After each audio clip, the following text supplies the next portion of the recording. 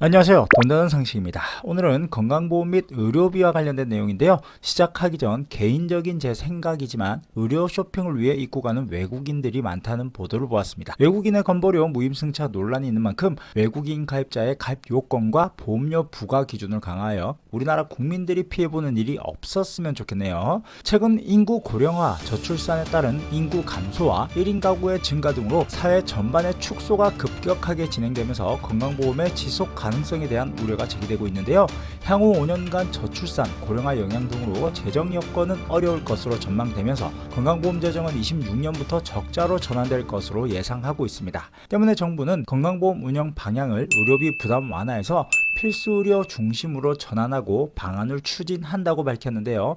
정부가 필수 의료 등 저평가 항목을 집중 인상할 수 있도록 수가 결정 구조를 개편해 중증, 응급환자, 수술 등 필요 의료 분야에 대한 보상을 강화하며 연간 의료 이용이 현저히 적은 가입자에게는 전년에 납부한 보험료의 10%에 해당하는 금액을 연간 12만원 한도로 돌려줄 계획을 추진 중에 있습니다.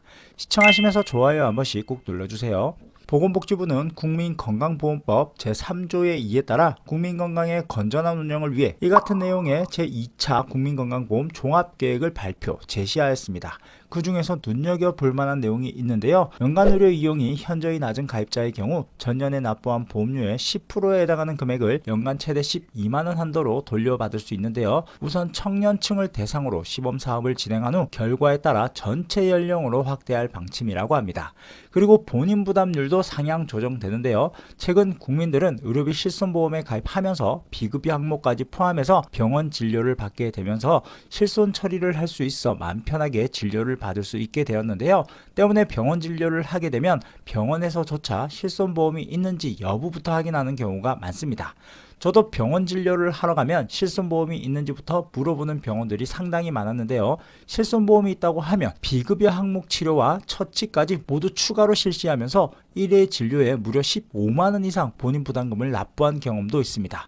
그런 이유 때문인지 정부에서 이러한 의료 남용을 막기 위해 도수치료, 백내장 수술 등 비중증 과잉 비급여 진료는 급여와 비급여의 혼합진료 금지 적용을 추진하고 재평가를 통하여 비급여 진료도 퇴출 기전을 마련하는 등 비급여 관리를 대폭 강화하며 도수치료, 물리치료를 패키지로 진행하는 경우 건강보험에서 제외시키겠다고 밝혔습니다.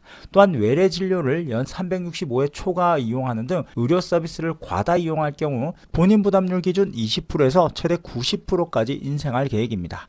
여기에 더해 물리치료에도 적용이 되는데요. 우리나라는 의료보험 덕분에 물리치료를 받게 되어도 3,000원에서 4,000원 정도만 부담을 하면 물리치료를 받을 수 있지만 저렴한 물리치료 비용 때문인지 하루에 2, 3회씩 의료기관을 방문해서 물리치료를 받는 분들도 종종 보게 됩니다. 하지만 앞으로는 1일 1회 넘게 물리치료를 받은 경우에도 본인 부담률 기준을 인상할 계획이라고 하네요. 자, 이렇게 오늘은 의료보험과 관련된 내용으로 말씀드렸는데요. 꼭 필요할 때 꼭 필요한 혜택을 받을 수 있었으면 좋겠습니다. 그럼 오늘 영상은 여기까지 할게요.